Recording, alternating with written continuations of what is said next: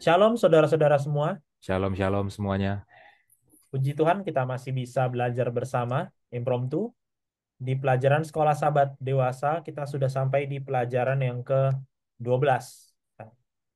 Mendekati akhir pelajaran kita dan tema pelajaran ini adalah tentang peristiwa kematian Yesus ya, atau yang seperti kita sudah pelajari, Yohanes menggunakan tema kemuliaan gitu ya, tema kemuliaan. Nah, seperti apa pelajarannya? Seperti biasa, Mas Yansan boleh pimpin dalam doa untuk membuka pelajaran kita. Ya, mari kita berdoa. Bapa kami yang di surga, kami memohon biarlah Engkau memberikan kami hikmat, pengertian, tuntunlah kami agar dapat belajar dengan rendah hati, dan biarlah pelajaran ini dapat menjadi pengetahuan bagi kami, ajaran yang baik, ajaran yang benar, dan kami terapkan dalam kehidupan kami. Inilah doa kami ya Bapa. Terima kasih atas pengorbananmu di kayu salib. Kami berdoa dalam nama Tuhan Yesus yang telah menebus kami dari dosa. Amin. Amin. Oke, silakan Mas Yansan. Ya, kita mulai, Bill, dari peristiwa Yesus di hadapan Pilatus.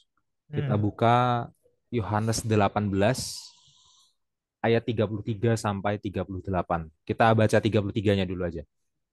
oke. Yohanes 18 ayat 33. Maka kembalilah Pilatus ke dalam gedung pengadilan, lalu memanggil Yesus dan bertanya kepadanya, "Engkau inikah raja orang Yahudi?"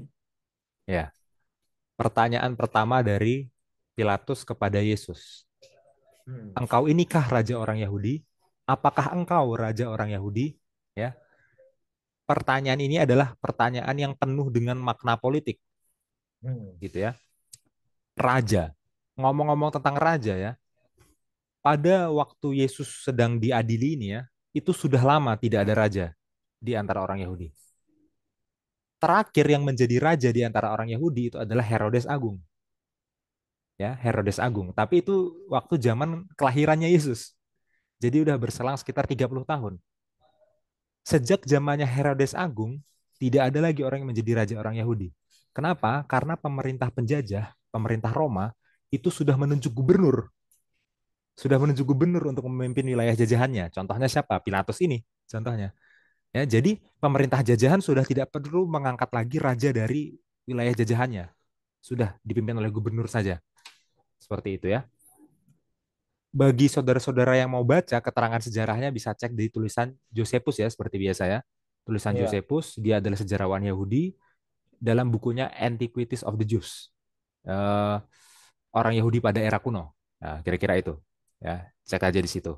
Ya, jadi raja terakhirnya orang Yahudi itu Herodes Agung. Setelah itu langsung dipimpin oleh gubernur dari pemerintahan penjajah. Nah, maka kalau Pilatus bertanya kepada Yesus, apakah engkau raja orang Yahudi? Itu maksudnya apa? Apakah engkau mau mengadakan lagi Hmm, sistem kerajaan bagi orang Yahudi? Gitu kan?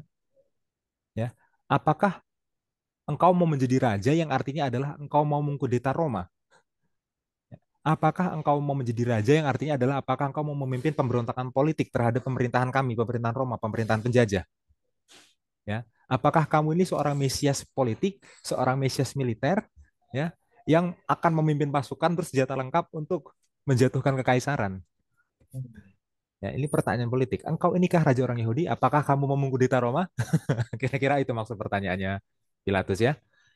Oke, lanjut Bill, ayat 34. Jawab Yesus, "Apakah engkau katakan hal itu dari hatimu sendiri, atau adakah orang lain yang mengatakan kepadamu tentang aku?" Ya, di sini Yesus tanya balik ya. Sebenarnya yang diinterogasi di sini kan Yesus ya, tapi itulah Yesus ya. Yesus sangat pandai untuk membalikan keadaan. Di momen Yesus diadili oleh Pilatus, di situ Yesus justru mengadili Pilatus. Iya. Ya, Yesus diadili apakah dia akan disalib atau enggak, tapi Pilatus diadili apakah dia akan menerima kebenaran atau enggak. Oke, apa saling mengadili nih ya dengan pertanyaan. Oke, pertanyaan Yesus. Kamu nanya kayak gitu Pilatus, ya. Itu pertanyaan dari dirimu sendiri, dari pikiranmu sendiri, dari hatimu sendiri, atau pertanyaan titipan? Atau pertanyaan itu kamu dengar dulu dari orang lain, baru kamu tanyain, ya. Yang mana kita tahu dari konteksnya ini pertanyaan titipan jelas ya. Ini pertanyaan titipan dari pemuka agama, dari imam-imam kepala. Terutama nih pertanyaan titipan dari Kayafas, itu jelas banget dari konteksnya. Oke. Tapi di sini Yesus mau ngetes, Pilatus ini punya apa istilahnya? Punya hati yang tulus nggak untuk benar-benar tahu jawaban dari pertanyaan itu? Ya, Pilatus mau tahu nggak kepada siapa dia berbicara sekarang? Yesus itu siapa? Ya, itu bagaimana cara Yesus membalikan keadaan. Oke. Kita baca ayat selanjutnya, ayat 35.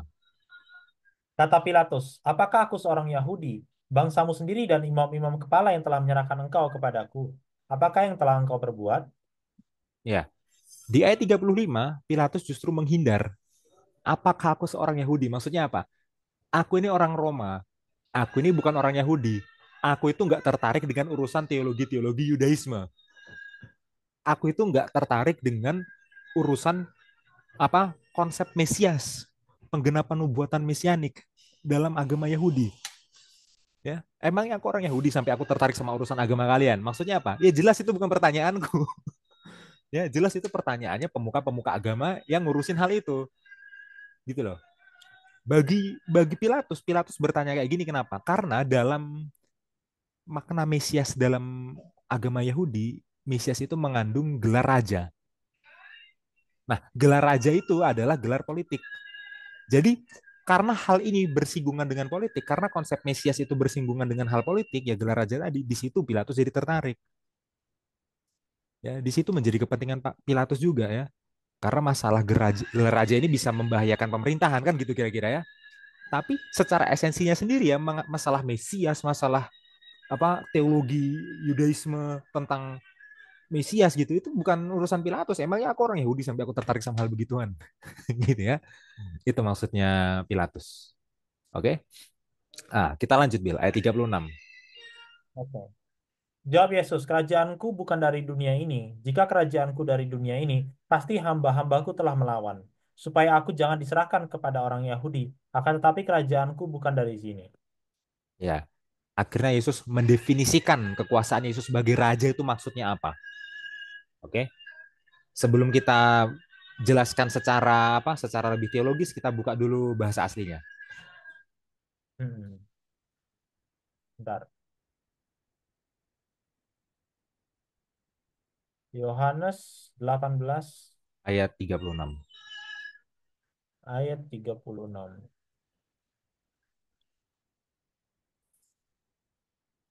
Oke. Ya.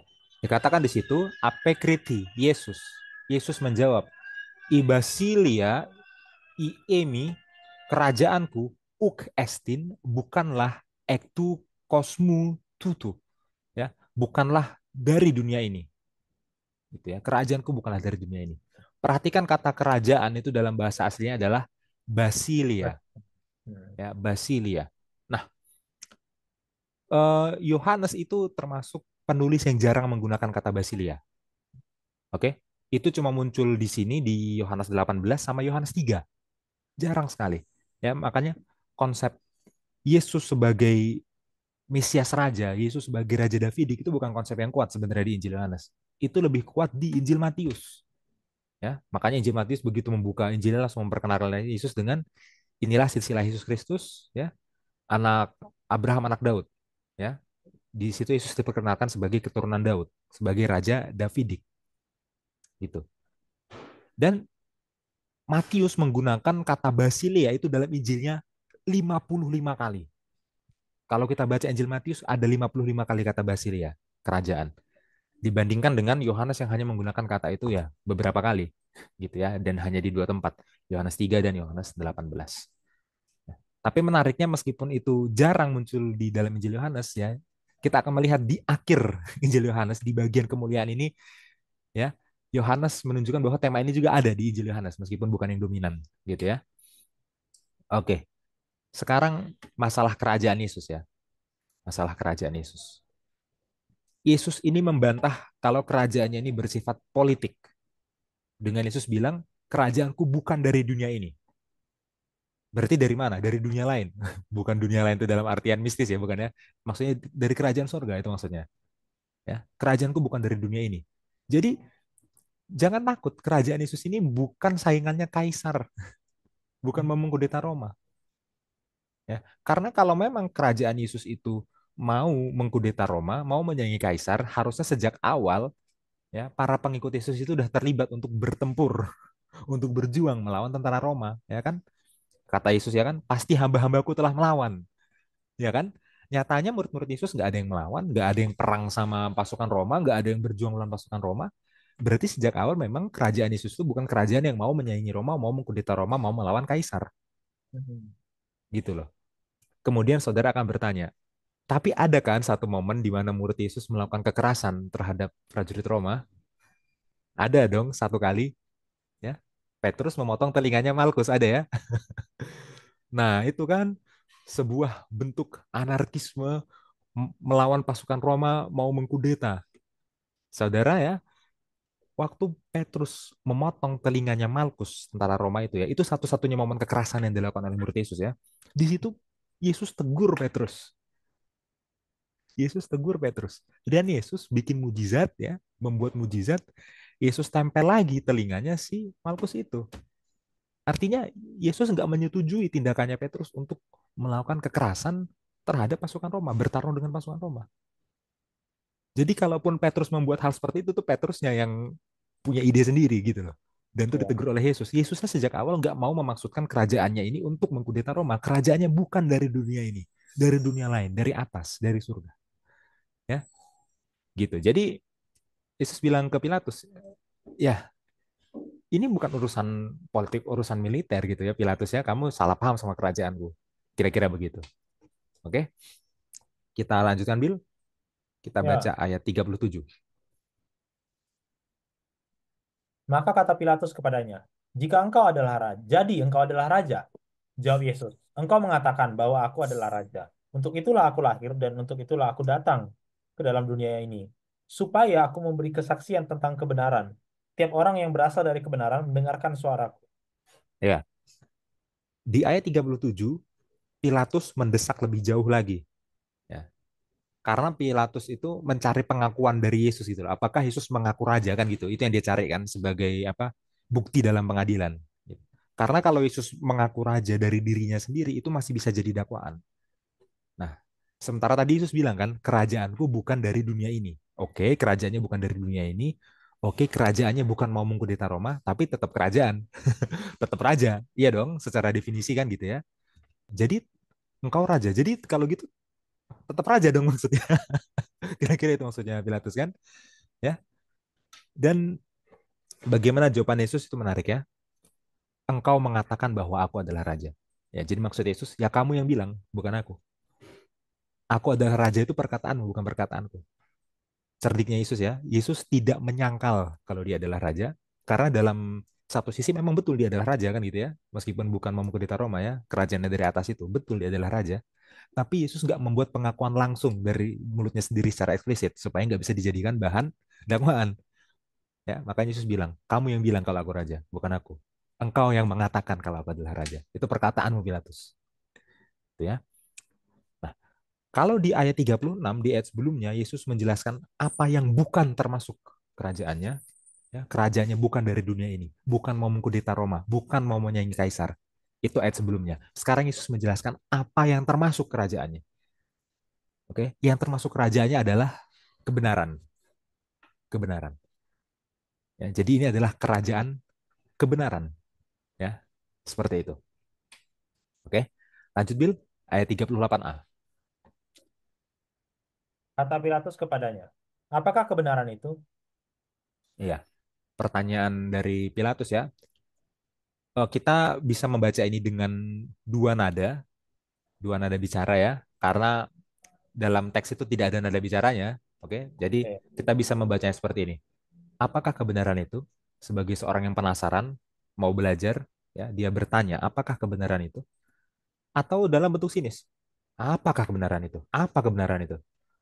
Ya, dalam bentuk sinis ya. Maksudnya apa? Apa sih kebenaran itu? Aku nggak tahu, aku nggak mau tahu, aku nggak peduli. Apa sih kebenaran? Gitu hmm. ya. Bisa juga dibaca seperti itu ya. Sama kayak ini ya fans MU gitu ya misalkan ya. Ah, apa sih itu kalah? Gitu kan misalkan fans MU ngomong gitu ya. Bukan berarti fans MU mau bertanya kekalahan itu apa artinya, definisinya Iya, bukan. Tapi aku nggak kenal kekalahan gitu loh. Apa sih kalah? Ini contoh aja. gitu ya. Di sini Pilatus bertanya, apakah kebenaran itu? Itu bukan tulus mau bertanya, tapi halah apa sih kebenaran-kebenaran? Udah, nggak peduli aku nggak mau tahu. Ya gitu kira-kira ya. Dan memang Pilatus nggak tunggu jawaban Yesus kan? Ya dia tanya belum dijawab dia udah pergi. Berarti ya emang dia bertanyanya bukan serius bertanya, bukan tulus bertanya kan gitu ya. Ya. Seperti itu untuk bagian ini Bill. Silahkan tanggapannya. Iya, eh, menarik ya tentang tentang ini ya. Ada satu tulisan dari The Desire of Ages halaman 727 tentang si Pilatus ini main pergi. Kesempatan emas Pilatus telah berlalu, namun Yesus tidak meninggalkannya tanpa terang lebih lanjut. Meskipun ia tidak langsung menjawab pertanyaan Pilatus, ia dengan jelas menyatakan misinya sendiri. Ia memberi Pilatus untuk mengerti bahwa ia tidak mencari tahta duniawi. Maka kata Pilatus kepadanya, "Jadi engkau adalah raja.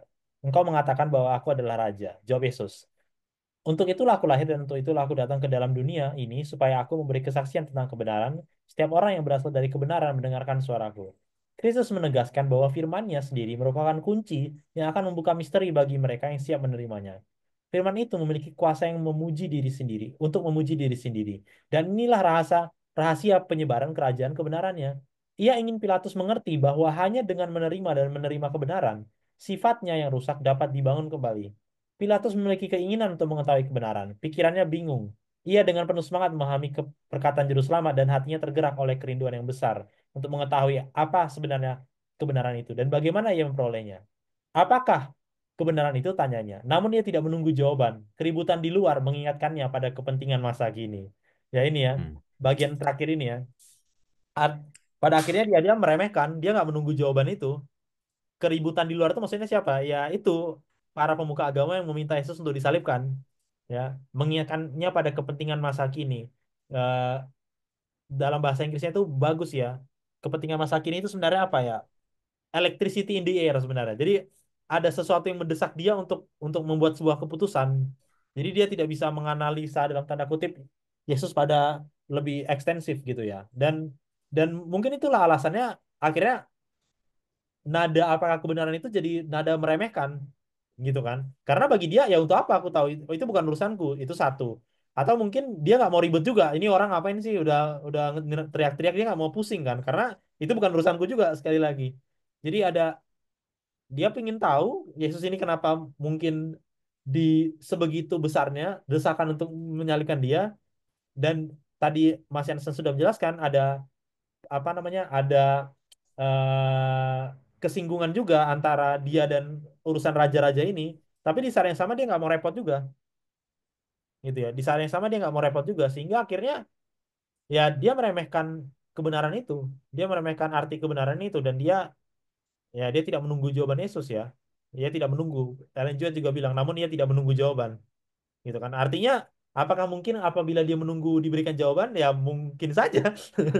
Mungkin saja, tapi dia memilih prioritas yang lain dibandingkan menunggu jawaban Yesus ini. Gitu ya. Nah, mungkin itu, Mas Jansen. Ya, oke. Kita lanjutkan ceritanya ya. Ayat Siap. selanjutnya, Bill. Masih ayat 38, tapi bagian B sampai ayat 40. Oke. Yesus dihukum mati.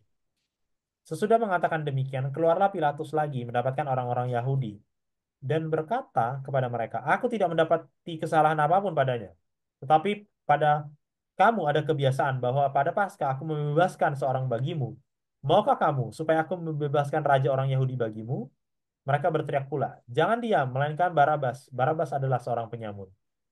Ya, di sini Pilatus sebenarnya cari cara gimana caranya membebaskan Yesus ya. Dan Pilatus punya ide.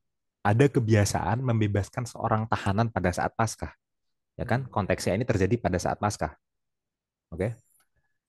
Dan Pilatus bertanya ke orang banyak, apakah kalian mau membebaskan raja orang Yahudi ini? Ya, maksudnya Yesus yang disebut sebagai raja orang Yahudi itu ya. Pilatus berharap kebiasaan membebaskan tahanan pada saat Paskah itu jadi kesempatan Yesus untuk dibebaskan, gitu ya. Nah, yang Pilatus nggak sadari adalah eh, kerumunan orang banyak itu sudah dipengaruhi sama para imam, gitu ya. Jadi jawaban dari kerumunan orang banyak ini bukan jawaban yang benar. Pilatus harusnya kalau mau bebaskan harusnya bebaskan aja langsung, nggak perlu main Pakai apa Iya. istilahnya? Aku lemparkan pada rakyat. Nggak perlu kayak gitu. Dia punya kekuasaan kok. Dia bisa memutuskan kok. Kalau dia tahu memang Yesus tidak bersalah, langsung bebaskan saja. Ya, tapi dia pengen main aman. Oke? Dia pengen membebaskan Yesus tanpa ada pemberontakan dari rakyat. Makanya dia, oke, kita manfaatkan cara ini membebaskan tahanan pada saat Paskah. Semoga, semoga mereka membebaskannya Yesus. Tapi ternyata mereka nggak bebaskan Yesus. Mereka pilih membebaskan Barabas. Ya, Barabas. Orang jahat, perampok. Mereka lebih pilih Barabas daripada Yesus.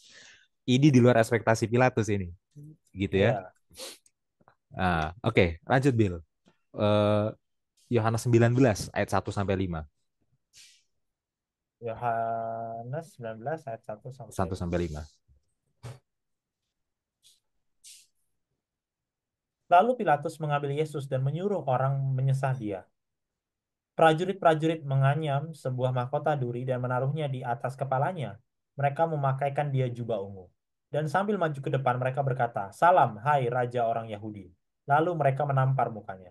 Pilatus keluar lagi dan berkata kepada mereka, "Lihatlah, aku membawa dia keluar kepada kamu supaya kamu tahu bahwa aku tidak mendapati kesalahan apapun padanya." Lalu Yesus keluar bermahkota duri dan berjubah ungu. Maka kata Pilatus kepada mereka, "Lihatlah manusia itu." Iya. Jadi dengan Yesus disiksa gitu ya, Pilatus ini mau mencoba untuk membuat orang banyak ini kasihan, ya kan? Hmm. Lihatlah orang ini, lihatlah manusia itu. Kasihan nggak kalian ngelihat orang ini gitu loh. Maksud Pilatus apa? Ya supaya orang banyak ini membebaskan Yesus, ya. Tapi masih nggak dibebaskan juga. Masih nggak dibebaskan juga. Kita tahu dari mana? Dari ayat selanjutnya. Silahkan dibaca, Bil. Ayat 6 sampai 16a. Ya. Ketika imam-imam kepala dan penjaga-penjaga itu melihat dia, berteriaklah mereka, salibkan dia," kata Pilatus kepada mereka. "Ambillah dia dan salibkan dia, sebab aku tidak mendapati kesalahan apapun padanya." Lanjut lagi. Sampai 16a. Oke. Jawab orang-orang Yahudi itu kepadanya, "Kami mempunyai hukum dan menurut hukum itu ia harus mati, sebab ia menganggap dirinya sebagai anak Allah." Ketika Pilatus mendengar perkataan itu, bertambah takutlah ia. Lalu ia masuk pula ke dalam gedung pengadilan dan berkata kepada Yesus, Dari manakah asalmu?" Tetapi Yesus tidak memberi jawab kepadanya. Maka kata Pilatus kepadanya, "Tidakkah engkau mau bicara dengan aku? Tidakkah engkau tahu bahwa aku berkuasa untuk membebaskan engkau dan berkuasa juga untuk menyalibkan engkau?" Yesus menjawab, "Engkau tidak mempunyai kuasa apapun terhadap aku, jikalau kuasa itu tidak diberikan kepadamu dari atas. Sebab itu, dia yang menyerahkan aku kepadamu lebih besar dosanya." Sejak itu Pilatus berusaha untuk membebaskan dia. Tapi orang-orang Yahudi berteriak, "Jikalau engkau membebaskan dia, engkau bukanlah sahabat Kaisar. Setiap orang yang menganggap dirinya sebagai raja, ia melawan Kaisar." Ketika Pilatus mendengar perkataan Hmm. itu, ia menyuruh membawa Yesus keluar. Dan ia duduk di kursi pengadilan di tempat yang bernama Lit Litos Trotos, dalam bahasa Ibrani Gabata. Hari itu ialah hari persiapan Paskah, kira-kira jam 12. Kata Pilatus kepada orang-orang Yahudi, "Inilah rajamu." Maka berteriaklah mereka, enyahkan dia, salibkan dia." Maka kata Pilatus kepada mereka, "Haruskah aku menyalibkan rajamu?" Jawab imam-imam kepala, "Kami tidak mempunyai raja selain daripada Kaisar." Akhirnya Pilatus menyerahkan Yesus kepada mereka untuk disalibkan. Iya, Pilatus akhirnya kalah ya. Ya Ya, gini ya, sedih sih. orang banyak itu terus bilang salibkan dia, salibkan dia. Orang banyak terus pengen Yesus disalib, menyerukan supaya Yesus disalibkan, ya. Dan Pilatus takut, akhirnya Pilatus semakin berusaha untuk membebaskan Yesus. Oke? Tapi bagaimana cara supaya orang banyak ini menang? Orang banyak ini mengancam Pilatus. Iya, Bayangin, seorang pemimpin kalah sama ancaman rakyat. Ya, orang banyak ngomong apa? Kalau kamu membebaskan Yesus, kamu bukan sahabatnya Kaisar. Coba, kira-kira kalau pakai parafrase, aku aduin ke Kaisar ya. iya, Maksudnya apa? Ini ada orang, ya, Yesus, dan dia adalah raja. Ya, oke. Pilatus kan udah tahu kalau kerajaan yang dimaksud Yesus itu bukan kerajaan dari dunia ini, oke? Tapi kan Kaisar nggak tahu. Kaisar nggak tahu. Bagi Kaisar, segala sesuatu yang punya istilah raja itu berbahaya bagi pemerintahan Roma. Bagi Kaisar, segala sesuatu yang punya istilah raja itu berarti mau kudeta, berarti mau memberontak. Ya, Kaisar nggak tahu yang Yesus omong ke Pilatus. Oke, dengan begitu Pilatus takut, oh kalau sampai kaisar tahu aku membebaskan seorang raja, berarti kaisar akan berpikir aku membebaskan seorang pemberontak, seorang yang mau mengkudeta. Hmm. Maka kaisar akan marah sama Pilatus. Pilatus, kamu itu udah nggak setia lagi sama pemerintah Roma ya? Ada orang mau memberontak, ada orang mau mengkudeta, kok malah kamu bebasin? Ya, jadi Pilatus ternyata lebih mencintai kaisar Roma daripada Yesus. Lebih tepatnya, Pilatus lebih cinta jabatannya daripada Yesus. Itu lebih tepat lagi ya. Dia takut kalau seandainya dia bebaskan Yesus, rakyat mengadu ke kaisar, kaisar marah karena Pilatus membebaskan seorang raja, dan Pilatus kehilangan jabatannya. Padahal sebenarnya Pilatus bisa menjelaskan ke kaisar, raja yang Yesus maksud ini bukan yang raja yang seperti itu, kaisar. Pilatus bisa jelaskan ke kaisar, tapi Pilatus sudah takut duluan sama ancaman rakyat, ya kan? Itu dari sisi Pilatus. Oke. Yang lebih parah adalah dari sisi rakyat dan pemuka agama, ya. Di ayat 15 tuh mereka bilang apa? Kami tidak mempunyai raja selain daripada kaisar. Iya, Bukannya begitu. selama ini keinginan mereka itu untuk lepas dari penjajahan. Bukannya selama ini mereka benci kaisar karena sudah menjajah mereka. Sekarang demi membunuh Yesus, ya, mereka mengaku setia sama kaisar, mereka mengaku setia sama penjajah demi membunuh Yesus, ya. Jadi selama ini kerinduan mereka untuk merdeka gitu ya, itu nggak ada apa-apanya. Ya udahlah, kita tunduk sama kaisar, pemerintah penjajah, yang penting dia mati dulu. Mereka rela mengorbankan apa keyahudian mereka itu ya demi demi membunuh Yesus, ya. Itu nggak masuk akal gitu ya. Tapi itu terjadi. Ya, seperti itulah rusaknya pemikiran orang banyak yang sudah disetir oleh rusaknya pemikiran pemuka agama. Seperti itu. Ya, Hmm. silakan Bill sampai sini. Ada tanggapan? Ya, The Story of Redemption, halaman 218. Setan dan para malaikatnya mencobai Pilatus dan mencoba menuntunnya menuju kehancurannya sendiri. Mereka memberi kesan kepadanya bahwa jika ia tidak ikut serta dalam menghukum Yesus, orang lain akan melakukannya. Orang banyak haus akan darahnya, dan jika ia tidak menyerahkannya untuk disalibkan, ia akan kehilangan kuasa dan kehormatan duniawinya dan akan dikecam sebagai orang percaya oleh si penipu. Karena takut kehilangan kuasa dan otoritasnya, Pilatus menyetujui kematian Yesus. Dan meskipun demikian, ia meneteskan darah Yesus ke atas para penuduhnya dan orang banyak menerimanya sambil berseru, biarlah darahnya ditanggungkan atas kami dan atas anak-anak kami. Matius 27 ayat 25. Ini dari Matius ya, ini sedih banget sebenarnya. Namun Pilatus tidak jelas. Ia bersalah atas darah Kristus. Demi kepentingan pribadinya sendiri, cintanya akan kehormatan dari orang-orang besar di bumi, ia menyerahkan seorang yang tidak bersalah untuk mati.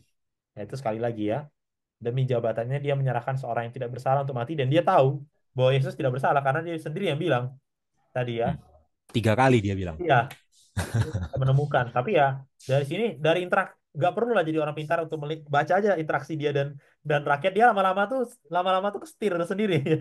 Pilatus itu ya awalnya dia masih teguh, masih ini, tapi lama-lama aduh takut juga nih kalau hilang Hmm. jabatan. Ya itu ya, sedikit tambahan Mas Hansen dari kutipan Roh Nubuat. Ya, kita lanjutkan ceritanya Bill. Kita baca Oke. ayat ayat 16b sampai 20 dulu. Oke, sebentar. 16b sampai itu. Mereka menerima Yesus. Yesus disalibkan. Ayat 16b, mereka menerima Yesus. Sambil memikul salibnya, ia pergi keluar ke tempat yang bernama tempat tengkorak, dalam bahasa Ibrani Golgota.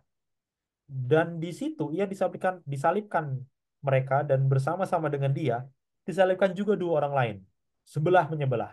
Yesus di tengah-tengah. Dan Pilatus menyuruh memasang juga tulisan di atas kayu salib itu. Bunyinya, Yesus orang Nazaret, Raja orang Yahudi. Banyak orang Yahudi yang membaca tulisan itu sebab tempat di mana Yesus disalibkan letaknya dekat kota, dan kata-kata itu tertulis dalam bahasa Ibrani, bahasa Latin, dan bahasa Yunani.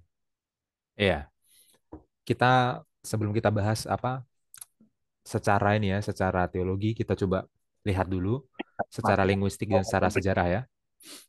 Jadi kalau kita mendapatkan kuis Alkitab gitu ya, dan ditanyakan apa tulisan yang ada di atas kayu salib Yesus, ya, kemungkinan sebagian besar dari kita akan menjawab INRI, ya kan? INRI. Jadi tulisan yang ada di atas salibnya Yesus ya, plakatnya itu ya, itu tertulisnya INRI.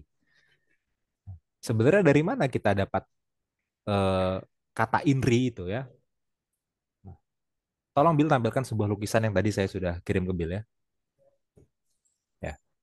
Ini adalah tulisan dari Fra Angelino. Ya, kata orang Italia bacanya harus gitu ya. Fra Angelino. Hmm. Ini dilukis pada abad pertengahan ya. Eh, dan Fra Angelino dialah orang pertama yang menuliskan INRI, Hmm. INRI di atas kayu salib Yesus dalam lukisannya ini. Oke. Nah, dari mana dia mendapatkan kata INRI ini? INRI ini adalah singkatan ya kan, singkatan dari bahasa Latin eh, Yesus Nazarenus Rex Judaeorum ya, Yesus Nazarenus Rex Judaeorum.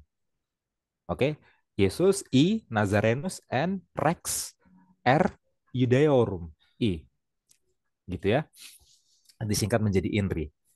Oke, apakah memang benar tulisan yang ada di atas kayu salib Yesus itu INRI? Ya, secara prinsipnya nggak salah, tapi secara aktualnya ya nggak sesederhana itu, nggak sesederhana itu. Nah, kita kembali ke ayatnya dalam bahasa Indonesia tadi. Ya, kenapa? Karena ayatnya nggak mengatakan kalau tulisannya itu disingkat. Itu yang pertama. Ya, jadi kenapa oleh pelukis ini disingkat? Meskipun itu bukan sebuah kesalahan doktrin, bukan gitu ya, tapi itu lebih ke peristiwa, akurasi peristiwa aja. Ya. Ya. Yang kedua, tulisan itu bukan hanya dalam satu bahasa, tapi dalam tiga bahasa sekaligus. Bahasa Ibrani, bahasa Latin, dan bahasa Yunani. Ya, Fra Angelino dalam tulisannya hanya menggunakan yang bahasa Latinnya saja, itu pun disingkat. Ya, lalu yang lebih akuratnya gimana tulisan di atas kayu salib Yesus? Ya, kita buka dulu bahasa Yunaninya ayat ini, Bill. 9. 19 ya. Ya. Benar. Ayat 19. Nah, ini. Ya, ayat 19 ya. Ya, ini kalimat kalimat terakhirnya ya. Inde gegramenon tertulis gitu ya. Tertulis Yesus onazoreon, Yesus orang Nazaret, Obasileus ton Yudeon, raja orang Yahudi. Oke, ayat 20 Will. Ayat 20 dikatakan kein gegramenon dan tertulis Ebraisti bahasanya orang Ibrani, Romaisti bahasanya orang Roma, Helinisti bahasanya orang Helenis, bahasanya orang Yunani. Nah, Oke, kalau Romaisti jelas bahasanya orang Roma itu apa? Bahasa Latin. Oke. Latin. Helinisti bahasanya orang Yunani ya, bahasa Yunani. Ebraisti ini masih jadi perdebatan di antara para pakar. Apa yang dimaksud dengan Ebraisti? Ya, Ebraisti itu artinya bukan bahasa Ibrani loh. Ebraisti itu artinya bahasanya orang Ibrani. Apakah bahasanya orang Ibrani pasti bahasa Ibrani? Belum tentu. Karena zaman itu orang Ibrani ngomongnya pakai bahasa Aramaik. Kan gitu ya. Waktu mereka apa berdagang di pasar, mereka pakainya bahasa Aramaik. Waktu mereka sehari-hari di masyarakat pakainya bahasa Aramaik. Oke. Lalu apakah bahasa Ibrani masih digunakan pada masa itu? Masih, tapi itu adalah bahasa liturgis, bahasa sinagog, ya, bahasa sehari-harinya Aramaik. Sehingga kebanyakan pakar berpendapat Ebraisti, bahasanya orang Ibrani itu yang dimaksud adalah bahasa Aramaik, bukan bahasa Ibrani itu sendiri. Ya, meskipun ini bukan semua pakar sekali lagi, hanya kebanyakan pakar ya. Makanya nanti ini terbagi dua gitu ya. Nah, saya sendiri mengambil pandangan bahwa ini bahasa Aramaik. Ya, memang betul bahasa Ibrani masih digunakan di sinagog ya, di liturgi. Tapi sehari-harinya mereka pakai bahasa Aramaik. Dan ini plakat ini kan ditaruh supaya bisa dibaca di depan umum supaya orang umum bisa membaca. Kalau orang umum membaca kan berarti dalam apa? Dalam bahasa sehari-hari yang adalah Aramaik. Jadi bahasanya orang Ibrani di abad pertama itu Aramaik. Oke? Jadi plakat di atas kayu salib Yesus itu tertulis dalam tiga bahasa, yaitu bahasanya orang Ibrani yang adalah Aramaik, kemudian bahasanya orang Roma yang adalah Latin, dan bahasanya orang Yunani yang adalah bahasa Yunani. Oke. Nah, terus tulisannya bagaimana? Nah, tolong Bill, copy ke dokumen teks yang tadi sudah saya kirim. Ya. Dan diperbesar fontnya ya. Ya, itu agak berbeda ya orientasinya ya. Ya, ini harus dibuat dari kiri Oke, ke kanan. dari kanan ke kiri. Enggak, maksudnya di selectnya harus dari kiri ke kanan karena dia beda. Ya. Oh ya, tolong dirubah Bil orientasinya yang bahasa Aramaik dirubah dari kanan ke kiri. Yang ini ya, Ya. set Oke. Pertama bahasa Aramaik dulu. Di situ tertulis Yeshua, Yesus, Natsaraya, orang Nazaret, Malka, Raja di Hudaya, orang Yahudi. Ya, kalau bahasa Ibrani mungkin ada yang berpandangan bahwa itu pasti bahasa Ibrani ya bahasa Ibrani gitu ya. Itu jadinya gini, Yeshua Hanotsri Melech Hayehudim jadinya gitu ya. Itu kalau Ibrani beneran Ibrani. Tapi hmm, kalau yang dimaksud adalah bahasa Aramaik gitu ya, yang tadi udah saya jelaskan, jadinya Yeshua Natsraya Malka di Hudaya. Ya, berarti di plakat paling atas tertulisnya itu bahasa Aramaik dulu. Baru di line kedua, di baris kedua tertulis bahasa Latinnya. Tertulis bahasa Latinnya. Ini bahasa Latinnya. Yesus Nazarenus Rex Judaeorum gitu ya. Dan dari keempat kata dalam bahasa Latin ini ya, hanya ada satu kata yang asli bahasa Latin ya. Tebak Bil kata apa yang asli bahasa Latin di sini? Rex. Rex, hanya kata Rex, raja ya. Kata Yesus, Yesus dalam bahasa Latin itu serapan dari Yunani, Yesus. Yesus Yunani itu serapan dari Ibrani atau Aramaik, Yeshua. Oke, jadi Yesus itu dari Ibrani Aramaik, Yeshua, ke Yunani jadi Yesus, ke Latin jadi Yesus. Dua kali serapan gitu ya. Nazarenus jelas dari bahasa Ibrani ya, Nazaret ya, Nazarenus. Rex asli Yunani, Judaeorum ya dari kata Yehudim bahasa Ibrani. Yehudim. Dan itu kalau kita cari lagi akarnya itu dari nama Yehuda dalam kitab Kejadian. Jelas tuh dari bahasa Ibrani. Oke. Dan ini hanya rekonstruksi ya. Dalam apa peristiwa aslinya kita nggak benar-benar tahu kata-kata yang tertulis apa. Kenapa? Karena bahasa Latin itu sintaksnya sangat fleksibel. Artinya sintaksnya itu nggak kaku. Sintaksnya bahasa Yunani itu nggak seperti bahasa kita. Oke, kalau bahasa kita itu urutan kata dalam sebuah kalimat itu menentukan makna. Mereka nggak. Urutan kata itu bisa ditukar-tukar semau mereka. Yang menentukan makna itu nanti akhirannya. Ya kan? Kalau kita kan yang mana yang di depan, yang mana yang di belakang itu kan menentukan yang mana objek, mana subjek gitu kan. Bagi mereka itu nggak ada pengaruhnya. Yang mana objek, yang mana subjek itu dari akhirannya. Ya. Jadi ini sebenarnya bisa juga ditulis seperti ini. Yesus Nazarenus Judaeorum Rex. Bisa gitu. Bisa juga Nazarenus Yesus Rex Judaeorum. Bisa juga.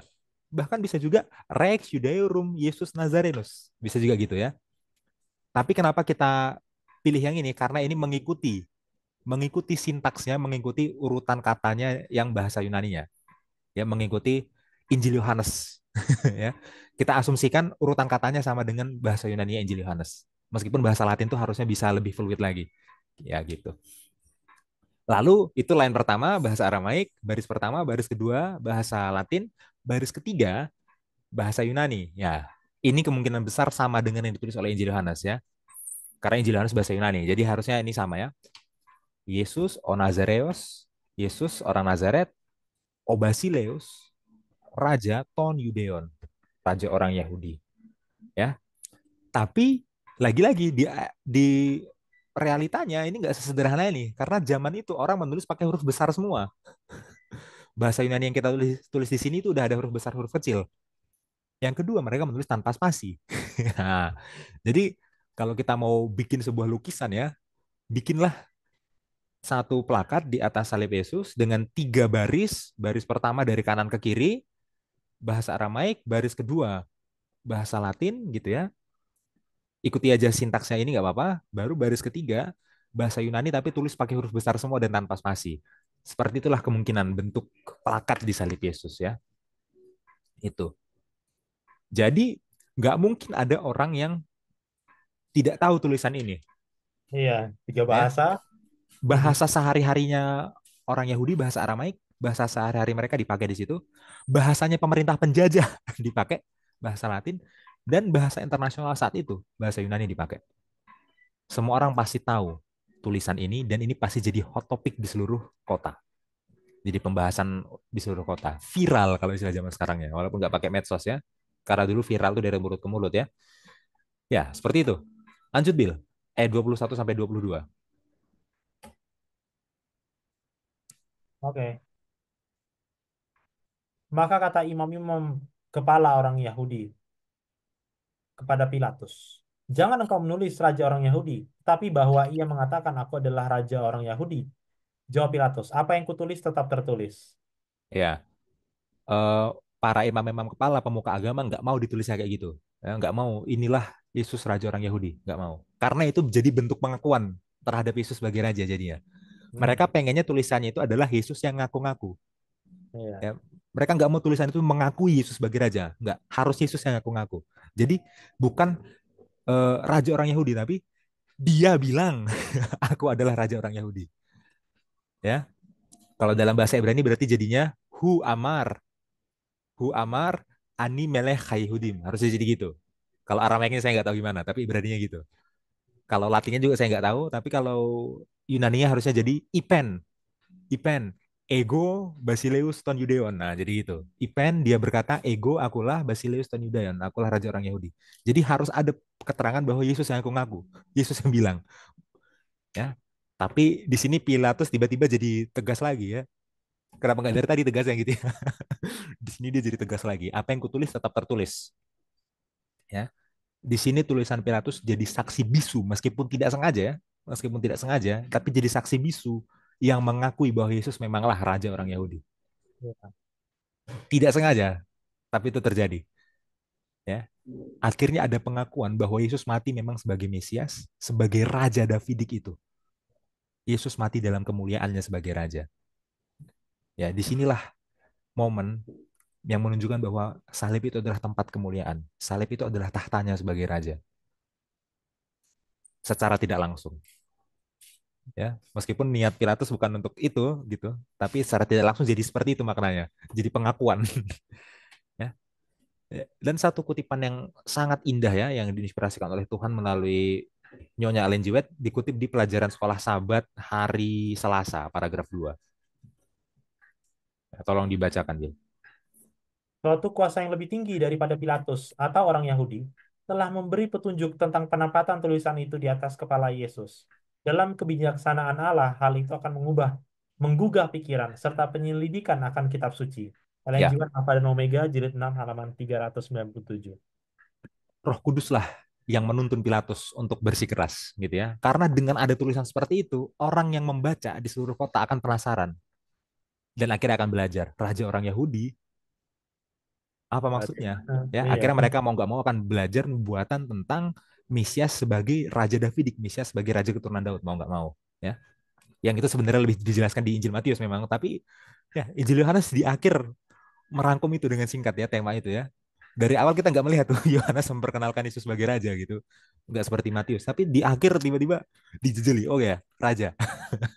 Ya seperti itu. Kita lanjutkan Bill, ayat Oke. selanjutnya 25 sampai 27. Dan dekat salib Yesus berdiri ibunya dan saudara ibunya, Maria, istri Kleopas, dan Maria Magdalena. Ketika Yesus melihat ibunya dan muridnya yang dikasihinya di sampingnya, berkatalah ia kepada ibunya, "Ibu, inilah anakmu." Kemudian katanya kepada muridnya, "Inilah ibumu." Dan sejak saat itu murid itu menerima dia dalam rumahnya. Iya, di sini ada 3 orang ya, dan namanya Maria semua. Ya, Oke. ada ibunya, kita tahu ibunya namanya Maria. Ya, kemudian ada saudara ibunya, Maria istri Klopas. Oh, berarti saudara ibunya namanya Maria juga. Dan Maria Magdalena ya, 3 Maria di sini, gitu ya. Nah, dan Yesus ya, Yesus berkata kepada murid yang dikasihi. Kita udah belajar dari awal ya, dari Yohanes pasal 1, murid yang dikasihi itu adalah Yohanes sendiri, Yohanes yang menulis Injil ini ya. Jadi Yesus berkata kepada Yohanes ya, dan berkata kepada ibunya juga gitu ya. Ibu inilah anakmu, maksudnya ibu si Yohanes inilah anakmu. Kemudian dia berkata kepada Yohanes, inilah ibumu. Ya, sebuah momen yang berat sekali bagi Maria jelas ya. Melihat anak yang dibesarkannya harus tergantung di kayu salib gitu ya. Dan ini juga yang menjadi kelebihan Yohanes ya. Dia satu-satunya murid yang tidak kabur waktu semua murid yang lain kabur ya. Hmm. Dan bagaimana cara Yesus menitipkan Maria kepada Yohanes dan menitipkan Yohanes kepada Maria gitu ya. Ya, Seperti itu. Ya, sangat mengharukan. Kita lanjut, Bil. oke. Ayat 28 sampai 30. Yesus mati. Sesudah itu, karena Yesus tahu bahwa segala sesuatu telah selesai, berkatalah ia, supaya genaplah yang tertulis dalam kitab suci. Aku haus. Di situ ada suatu bekas penuh anggur asam, maka mereka mencucukkan bunga karang yang telah dicelupkan dalam anggur asam pada sebatang hisop, lalu mengunjukkannya ke mulut Yesus. Sesudah Yesus meminum anggur asam itu, berkatalah ia, sudah selesai. Lalu menundukkan kepalanya dan menyerahkan nyawanya. Ya, kita harus mempelajari di sini apa yang dimaksud dengan selesai ya. Apanya yang selesai? Itu kan kita buka dalam bahasa Yunaninya, Bil. Oke. Ayat 28 ya. Hmm, Ya. Metatuto setelah itu gitu ya. Idos o Yesus oti idopanta teteleste ya. Setelah Yesus mengetahui bahwa semuanya telah selesai. Nah, perhatikan kata telah selesai di situ teteleste Celeste. ya. Teteleste akar katanya teleo. Oke. Kata teteleste akar katanya teleo. Setelah Yesus mengetahui bahwa semuanya sudah selesai ya, teteleste, teleo. Nah, kata selesai di sini itu adalah kata yang sama yang dipakai di ayat 30. Waktu Yesus bilang sudah selesai. Oke, coba ayat 30, Bil. Ya. Eh Oteun elavento oxos setelah Oteon elavento oxos o Yesus setelah Yesus menerima anggur asam ipen berkatalah dia teteleste sudah selesai ya sama dari kata teleo. Oke. Jadi waktu Yesus tahu bahwa segala sesuatu sudah selesai di ayat 28 itu adalah teteleste, teleo. Oke? Dan waktu Yesus di ayat 30 bilang sudah selesai itu juga pakai kata yang sama. Teteleste, teleo. Oke? Nah, kembali ke ayat 28. Di ayat 28 ada satu kata lagi yang sebenarnya berhubungan dengan kata teleo ini, ya. Di ayat 28 dikatakan ini kalimat kalimat keduanya bagian B-nya gitu ya. Ina telioti igrafi. Ina sehingga supaya telioti digenapilah igrafe tulisan. Tulisan itu maksudnya kitab suci ya. Nah, kata digenapi di sini telioti itu juga berasal dari kata yang sama meskipun udah variasi ya. Kalau teteleste itu akar katanya teleo, kalau telioti itu akar katanya adalah telioo. Oke, mirip-mirip ya. Sekali lagi ini mungkin harus butuh pengulangan ya. Teteleste selesai itu akar katanya teleo. Oke. Kalau telioti menggenapi itu akar katanya adalah telio. Oke.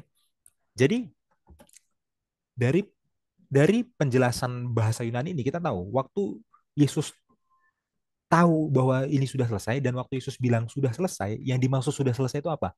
Sudah selesai penggenapannya berdasarkan kitab suci. Gitu ya. Dan lebih besar lagi yang apa yang sudah selesai? Sudah selesai rencana keselamatan itu dieksekusi di sini di kayu salib. Ya, yang itu juga sesuai dengan nubuatan kitab suci perjanjian lama kan? Rencana keselamatan itu ya. Itu sudah selesai. Rencana keselamatan yang dari Bapa itu sudah selesai menggenapi kitab suci. Ya. Dan panggilan untuk kita adalah mari kita tinggal, kita menerima keselamatan yang sudah komplit, sudah selesai, sudah penuh, sudah mencapai puncaknya sesuai rencana keselamatan, sesuai penggenapan kitab suci perjanjian lama. Ya, seperti itu. Silahkan Bill, tanggapannya. Ya, ini bagus sekali ya cerita apa namanya tentang Yesus ya.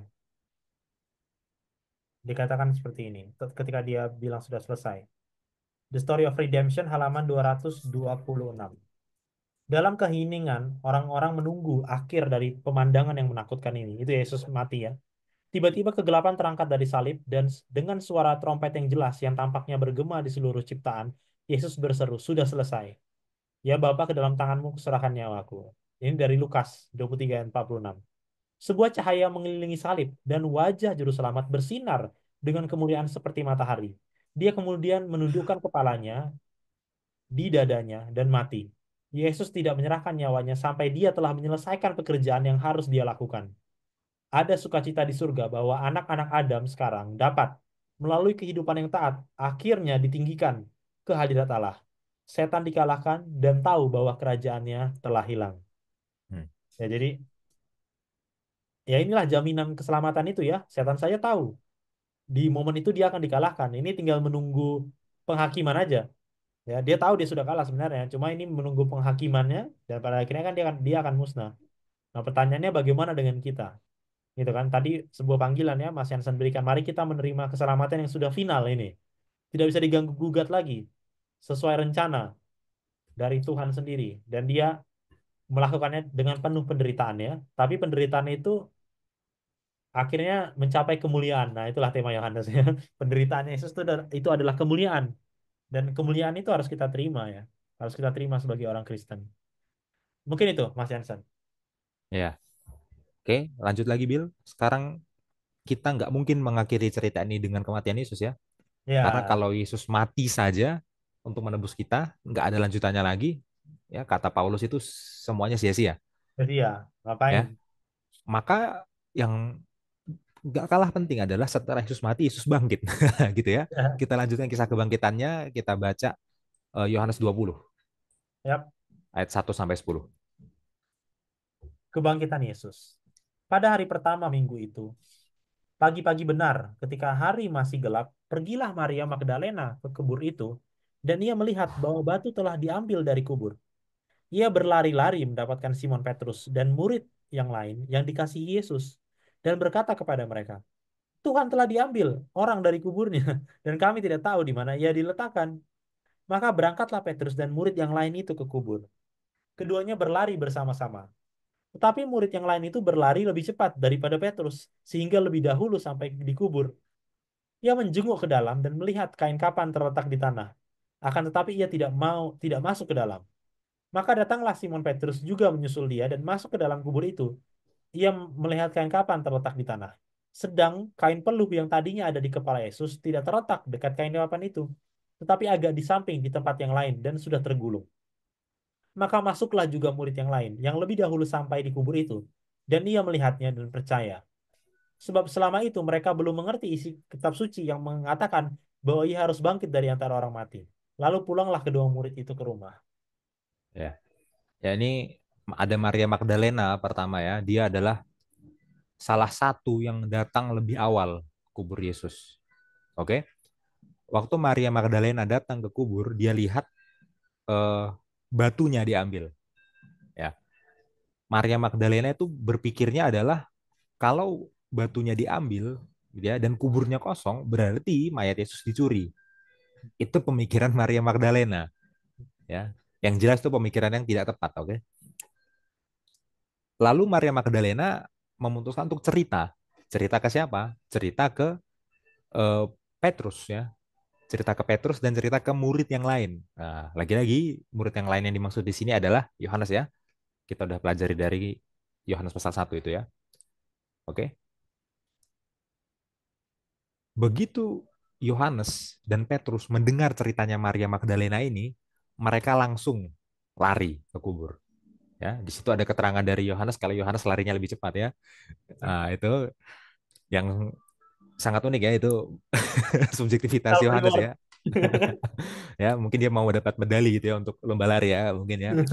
Ya, tapi bukan itu poin utamanya ya.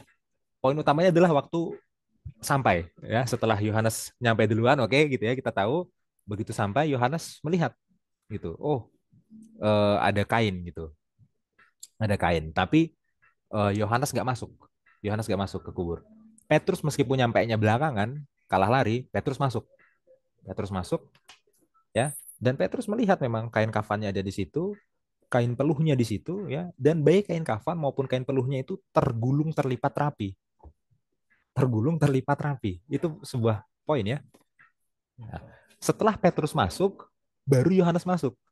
Oke, jadi meskipun Yohanes itu waktu lari nyampe duluan, yang masuk duluan tuh tetap Petrus. Ya, Yohanes nunggu-nunggu di luar dulu. Setelah Yohanes masuk, Yohanes juga melihat yang sama.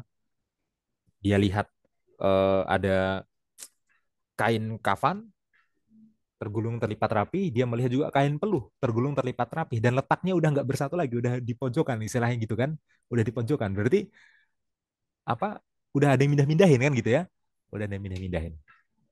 Baru di ayat 8 dikatakan, maka masuklah juga murid yang lain, maksudnya Yohanes, yang lebih dahulu sampai, dia tekankan ya, murid yang lebih dahulu sampai tadi itu akhirnya masuk juga dan melihatnya dan percaya. Ya, Yohanes melihat kain-kain tadi dan percaya. Ya, apa pentingnya kain-kain itu sampai bisa bikin Yohanes percaya? Ya, kalau eh, apa istilahnya kita masuk ke dalam apa ke dalam kisahnya gitu ya, kita akan segera sadar kalau kain-kain ini adalah bukti yang penting untuk membuat Yohanes percaya bahwa Yesus memang bangkit. Ya, Ya. yang pertama gini, pencuri makam itu memang ada di zaman itu. Nah, sampai sekarang juga masih ada ya, cuman nggak semasif dulu. Pencuri makam itu biasanya mencari barang berharga di makam. Yang paling umum adalah mencuri minyak wangi karena itu mahal. Ya, jadi mereka mencuri makam itu bukan mencuri mayatnya, minyak wanginya yang dicuri itu mahal baru dijual. Itu tujuannya pencuri makam. Nggak ada istilahnya pencuri makam itu mencuri mayatnya. Buat apa mereka? Ya, jadi kalau ini memang mayatnya nggak ada karena dicuri, itu nggak masuk akal. Pencuri makam tuh nggak mau nyuri mayat. Yang kedua, pencuri makam itu harusnya kalau mencuri, mereka buru-buru. Ya, begitu mencuri langsung pergi. Ada penjaga di situ, harusnya buru-buru. Jadi nggak ada waktu bagi pencuri untuk merapi-rapikan lagi makamnya, dilipat-lipat lagi kain kafannya, dilipat-lipat lagi kain peluhnya. Nggak ada. Kenyataan kalau kain kafan dan kain peluh ini dilipat, berarti itu membuktikan bahwa memang Yesus bangkit. Tubuhnya nggak ada bukan karena dicuri, karena dia bangkit. Dan dia sendiri yang melipat itu berarti. Ya, bangkit. Itu yang terjadi ya, Yesus bangkit. Seperti itu. Ya, sampai sini dulu, Bil. Silahkan tanggapannya. Ya, tentang perkainan ini ya. Hmm, Tentang perkainan ini ada satu banget.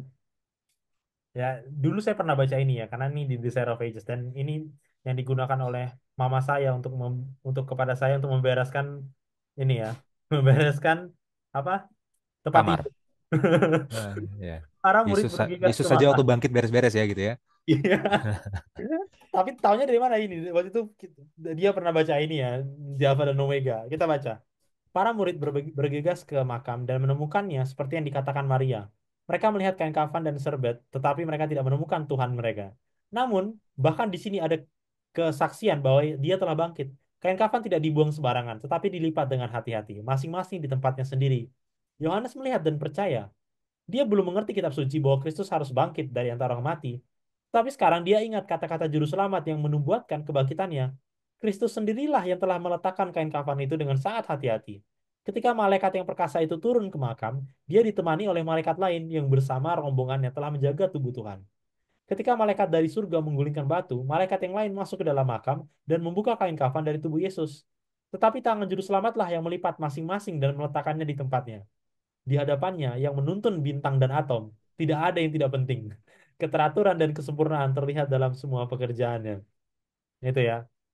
Ya, ya tentu ini adalah komentar yang inspire ya. Kalau tidak, bagaimana mungkin Eleanor bisa menceritakan ya interaksi antara malaikat dan Tuhan Yesus. Ya, tapi ya itulah sebuah komentar tentang kain kafan ini ya bahwa memang dengan melipat itu sudah cukup dalam tanda kutip bagi Yohanes untuk percaya bahwa tubuh Tuhannya tidak dicuri dan dia memang benar-benar bangkit. Dan kalau aku masukkan logika ya, kan dia udah hidup dengan Yesus lama ya. Dan kalau memang Yesus itu adalah orang yang konsisten teratur, mungkin dia juga sadar oh ini Tuhan Pasti kerjaan Yesus ini ya. pasti kerjaan Yesus karena dia memang terbiasa teratur, tidur Terbiasa teratur. setiap apa-apa dia lipat dulu ya. Heeh. Ya kan itu logika dasar aja ya dalam susunan logika ini. Dan ya itu membuat dia percaya itu yang lebih penting ya. Mungkin itu Mas Hansen. Ya. Oke. Sekarang gimana kabarnya Maria Magdalena? Ya kan? Maria Magdalena masih mengira tubuh Yesus dicuri loh. Ya, Iya. jadi yang tahu kalau Yesus bangkit itu yang sudah percaya baru Petrus sama Yohanes. Maria Magdalena yang datang duluan sebenarnya sampai sekarang belum percaya. Nah, kita Iya. baca ayat selanjutnya, Bill. Ayat 11 sampai 18. Oke. Tetap Yesus menampakkan diri kepada Maria Magdalena. Tetapi Maria berdiri dekat kubur itu dan menangis. Sambil menangis, ia menjenguk ke dalam kubur itu. Dan tampaklah olehnya dua orang malaikat berpakaian putih, yang seorang duduk di sebelah kepala dan yang lain di sebelah kaki di tempat mayat Yesus terbaring. Kata malaikat-malaikat itu kepadanya, "Ibu, mengapa engkau menangis?" Jawab Maria kepada mereka, "Tuhanku telah diambil orang dan aku tidak tahu di mana ia diletakkan." Sesudah berkata demikian, ia menoleh ke belakang dan melihat Yesus berdiri di situ. Tapi ia tidak tahu bahwa itu adalah Yesus. Ke- Kata Yesus kepadanya, "Ibu, mengapa engkau menangis? Siapakah yang kau cari?" Maria menyangka orang itu adalah penunggu taman, lalu berkata kepadanya, "Tuhan, jikalau Tuhan yang mengambil dia, katakanlah kepadaku di mana Tuhan meletakkan dia, supaya aku dapat mengambilnya." Kata Yesus kepadanya, "Maria." Maria berpaling dan berkata kepadanya dalam bahasa Ibrani, "Rabuni," artinya guru. Kata Yesus kepadanya, "Janganlah engkau memegang aku, sebab aku belum pergi kepada Bapa. Tapi pergilah kepada saudara-saudaraku dan katakanlah kepada mereka bahwa sekarang aku akan pergi kepada Bapakku dan Bapamu, kepada Allahku dan Allahmu." Maria Magdalena pergi dan berkata kepada murid-murid, "Aku telah melihat Tuhan," dan juga bahwa Dia yang mengatakan hal-hal itu kepadanya. Iya. eh di sini Maria Magdalena nggak sadar ya kalau ada Yesus di belakangnya, Hmm. dan Yesus hanya butuh satu kata untuk menyadarkan Maria Magdalena. Apa satu kata itu? Maria. Ya, hanya dipanggil namanya aja Maria langsung sadar gitu ya. Ya. Artinya apa? Saking kalutnya Maria ini ya, Maria itu nggak jernih pikirannya, jadi nggak sadar itu Yesus. Tapi begitu Maria, ya langsung connect, gak? Oh ini Yesus gitu ya. Ya. Dan Maria akhirnya dikasih tugas sama Yesus untuk memberitahukan kepada murid-murid yang lain bahwa Yesus itu sudah bangkit dan Yesus akan naik kepada Bapa. Oke? Akhirnya di ayat 18 di situ Maria menceritakannya kepada murid-murid yang lain. Maria bilang, "Aku telah melihat Tuhan." Ya, itu kesaksian Maria pada murid-murid yang lain. Ya, akhirnya Maria pun sadar, Maria Magdalena pun sadar Yesus telah bangkit gitu ya. Dia pun akhirnya percaya. Seperti itu. Nah, ceritanya sebenarnya nggak berakhir di sini ya. Selanjutnya itu ada Yesus menampakkan diri kepada murid-muridnya. Ada 10 murid-muridnya, ya kecuali Yudas dan Thomas. Setelah itu 1 minggu kemudian Yesus menampakkan diri kepada Thomas. Tapi ini kisah sudah kita bahas pada pelajaran sebelumnya. Ya, Benar. jadi kita nggak perlu bahas lagi. Kemudian pasal 20 ditutup dengan maksudnya Injil ini dicatat Iya, supaya orang percaya, supaya orang yang tidak melihat percaya. Itu merujuk pada kisahnya Thomas sebenarnya. Ya, iya. sebagai contoh untuk kita semua yang tidak melihat. Nah, kira-kira itu kisah kebangkitan Yesus, ya. Tapi Injil Yohanes belum selesai sampai di situ. Hmm. Ternyata setelah kebangkitan Yesus, Yohanes menambahkan narasi, ya, yang disebut dengan epilog Injil Yohanes, penutup Injil Yohanes. Ya, di awal di pasal 1 ada prolog, ada pembukaan, ditutup pakai penutup ya. Memang gaya menulisnya Yohanes ini beda sama Injil yang lain ya. Iya. Injil yang lain itu kalau sudah kebangkitan selesai gitu ya ceritanya. Ya, tapi di sini ada epilog ya, dan pekan depan kita akan pelajari epilognya Injil Yohanes. Seperti Hmm. itu. Ya, silahkan untuk Yesus menampakkan diri pada Maria Magdalena, apa ada tanggapan, Will? Ya, ada satu ya. eh ini, Rinduan Segala Zaman. Halaman 568. Maria telah dipandang sebagai seorang pendosa besar, tapi Kristus mengetahui keadaannya telah membentuk hidupnya. Ia mungkin telah memadamkan setiap percikan harapan dalam jiwanya, tetapi ia tidak melakukannya. Dialah yang telah mengangkatnya dari keputusasaan dan kehancuran. 7 kali ia telah mendengar tegurannya terhadap setan-setan yang menguasai hati dan pikirannya. Ia telah mendengar seruan yang kuat kepada Bapa demi dirinya. Ia tahu betapa dosa itu menyinggung kemurniannya yang tak ternoda, dan dalam kekuatannya ia telah menang. Melalui kasih karunia-Nya, ia menjadi bagian dari kodrat ilahi. Orang yang telah jatuh dan pikirannya telah menjadi tempat tinggal setan-setan, dibawa sangat dekat kepada Juru Selamat dalam persekutuan dan pelayanan. Marialah yang duduk di kakinya dan belajar darinya. Marialah yang menuangkan minyak urapan yang berharga ke atas kepalanya dan membasuh kakinya dengan air matanya. Maria berdiri di samping salib dan mengikutinya ke kubur. Maria adalah orang pertama yang berada di makam setelah kebangkitannya. Marialah yang pertama kali memberitakan juru selamat yang telah bangkit. Ya, ini keren sekali ya cara dan juga membuat perbandingan yang kontras ya antara Maria sebelum ketemu Yesus, saat ketemu Yesus dan dalam pelayanannya bersama Yesus dan apa yang dilakukan setelah Yesus menjelang kematiannya pada saat dia mati dan menjelang kebangkitannya pada saat dia bangkit. Maria mencoba menjadi orang yang sangat dekat ya dengan Yesus dan biarlah harapan yang sama juga diberikan kepada kita ya. Karena Tuhan bisa memperbaiki kita dari masa lalu kita yang mungkin nggak seburuk Maria ini ya. Nah, Maria saja bisa berubah ya, apalagi kita. Mungkin itu, Mas Hansen. Baik, pelajaran kita sudah selesai. Mari kita langsung catat poin-poin diskusinya. Oke,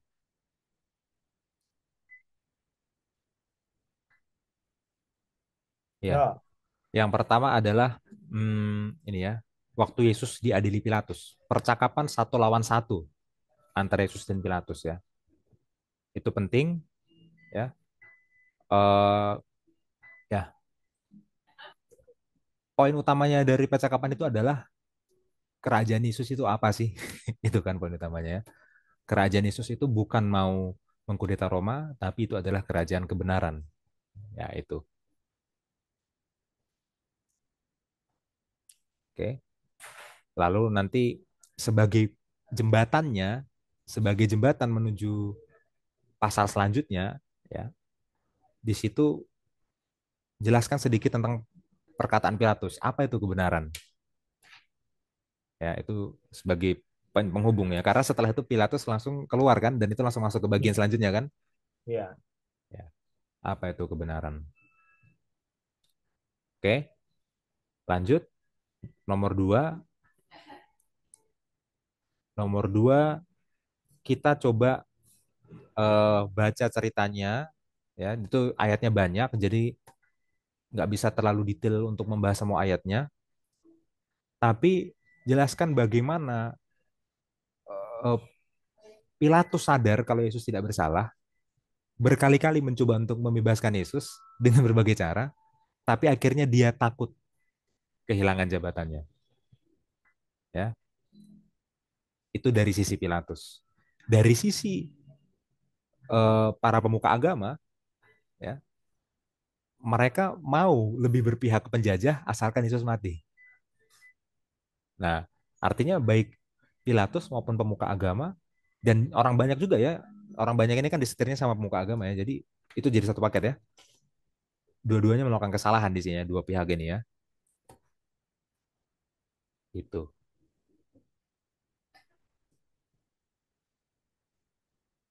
Oke, Oke. ya. Setelah itu lanjutkan ya ke penyalipan Yesus ya. Ini menarik ya, tapi penting sekali untuk membahas tulisan apa yang ada di atasnya. Di atasnya salib Yesus ya. Karena gini, kalau kalau memang itu hanya bahasa Latin dan disingkat, itu kurang powerful ya. Ya, secara historis, secara ini kurang. Ya. Karena poinnya tulisan itu harus dilihat banyak orang supaya orang itu tergugah kan. Nah, Iya. supaya semua orang melihat dan tergugah itu harus dalam tiga bahasa. Karena nggak semua orang di situ pakai satu bahasa di situ loh. Itu Iya. ada orang Yahudinya, ada penjajahnya, dan ada orang-orang yang menggunakan bahasa internasional saat itu, bahasa Yunani gitu kan. Ya, jadi dia harus dalam tiga bahasa dan lengkap nggak disingkat-singkat gitu. Jadi INRI itu nggak salah, tapi ya harusnya nggak disingkat dan harusnya ada dua bahasa lain ya. Itu itu ya. Nanti saudara ulang-ulang lah penjelasan saya tadi ya.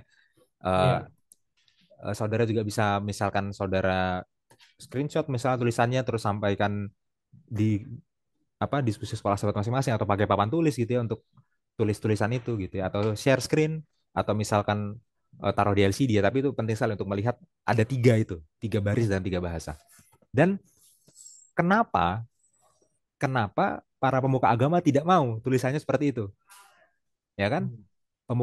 pemuka agama nggak mau tulisannya inilah raja orang Yahudi nggak mau pemuka agama maunya dia berkata aku raja orang Yahudi kenapa karena itu akan jadi pengakuan pemuka agama itu nggak mau itu jadi pengakuan pemuka agama maunya Yesus yang ngaku-ngaku ya tapi Pilatus secara tidak sadar gitu ya sadar nggak sadar kita nggak tahu ya dia dituntun oleh Roh Kudus untuk tetap mempertahankan tulisan itu yang secara tidak langsung akhirnya jadi pengakuan bahwa Yesus memang mati sebagai Mesias raja, raja Davidik, raja orang Yahudi, ya. Dan di situ Yesus mati dalam kemuliaannya, ya. Pada akhirnya kesimpulannya adalah salib itu menjadi tahta dia sebagai raja. Kan di situ ya. Itu. Oke. Setelah itu ya ada percakapan Yesus dengan Maria dengan Yohanes, itu bisa disingkatkan saja, ya. Itu nggak usah terlalu panjang ya. Walaupun sebenarnya kita bisa lakukan eksegesis lebih detail di situ ya, antara relasinya itu ya, relasi Yesus dengan Yohanes kekasih dengan Maria. Tapi karena waktunya singkat, kita harus langsung masuk ke poin yang lebih penting di bagian selanjutnya, yaitu selesai. Apa maksudnya selesai? Ya, selesai itu artinya ada dua ya, menggenapi perjanjian lama dan menyelesaikan rencana keselamatan itu sendiri. Ya, keselamatan itu sudah penuh, makanya harus kita terima. Itu ya. Kemudian mengenai apa Maria Magdalena, Petrus, Yohanes itu ya, yang datang ke kubur Yesus, itu intinya adalah sampaikan kenapa kain yang dilipat itu menjadi bukti kebangkitan Yesus. Ya, saudara jangan fokuskan pembahasan kalau Yohanes larinya lebih cepat dari Petrus gitu ya. Yang itu adalah Mungkin Yohanes ingin kita bahas itu. itu adalah sebuah fakta yang benar gitu ya. Benar, dan Yohanes menulis itu berarti ada signifikansinya penting gitu ya. Maksudnya apa? Yohanes itu memang secara karakter dia mau selalu dekat Yesus, itu kan benar kan? Iya, Tapi jangan sampai itu jadi pesan utamanya gitu ya. Ya, pesan utamanya adalah bukti kebangkitan itu. Ya, memang kita bisa pergi ke bukti eksternal. Ya, ada sumber-sumber sejarah Yunani dan sejarah Romawi yang tidak mengakui Yesus sebagai Tuhan, tidak mengakui Yesus sebagai Mesias, sebagai juru selamat, tapi secara fakta historis mereka mengakui Yesus memang mati. yang Ya, mati. ya. Tapi kita fokus aja ke data yang internal aja dulu. Ya, Ya. dari kain dilipat itu udah jelas membuktikan kalau itu memang mayat nggak dicuri kok, Yesus mati. Ya, itu itu Bill.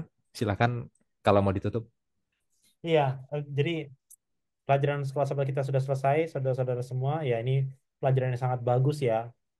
Ya, saya baca cerita Yohanes ya sebelum kita belajar ini. Saya baca ceritanya dan saya sedih ya waktu Maria itu. Saya terharu waktu Maria. Maria ibu Yesus dan Maria Magdalena yang nggak menyadari Yesus ya. Yang nggak Hmm. sadar kalau itu Yesus dan itu ya ya artinya apa? Artinya apa namanya? Yesus itu datang ke dunia sebagai manusia bukan hanya sebagai Tuhan yang disembah, tapi dia membangun relasi dengan manusia ya. Kalau tidak, bagaimana mungkin orang-orang ini terharu gitu kan? Ngerti kan maksudnya? Terharu dan terkesima dengan kematiannya gitu. Dan ya semoga cerita ini juga mengharukan hati kita dan membuat kita ingin dekat dengan dia gitu ya. Karena itu yang dia inginkan. Jadi sampai di sini pelajaran sekolah sahabat kita tentang peristiwa kemuliaan Yesus atau kematiannya dalam buku Yohanes, salah satu tema dalam buku Yohanes. Sebagai penutup, saya akan tutup pelajaran ini dalam doa. Mari kita bersatu dalam doa. Bapa kami yang di surga, terima kasih atas pelajaran yang begitu indah yang Kau sudah berikan kepada kami, mengajari bagaimana pengorbananmu Tuhan di kayu salib mati untuk kami, manusia yang berdosa dan manusia yang kadang-kadang melawan Engkau, manusia yang selalu ingin hati kami jauh daripada Engkau. Tolong bantu kami Tuhan manusia yang lemah ini supaya kami boleh menerima firman ini, menanamkannya dalam kehidupan kami, dalam hati kami, dan membagikannya kepada orang lain. Kami berdoa secara khusus untuk guru-guru sekolah sahabat yang akan mengajar pada sahabat hari ini, di minggu ini, biarlah Engkau berikan mereka hikmat, berikan mereka kuasa untuk bisa mengajar, dan kami yang mendengarkan supaya kami boleh mengerti. Terima kasih Bapa di sorga, sempurnakan doa ini, dalam nama Yesus kami berdoa. Amin. Amin. Baik, sampai di sini pelajaran sekolah sahabat kita. Shalom, Tuhan Yesus memberkati. Shalom.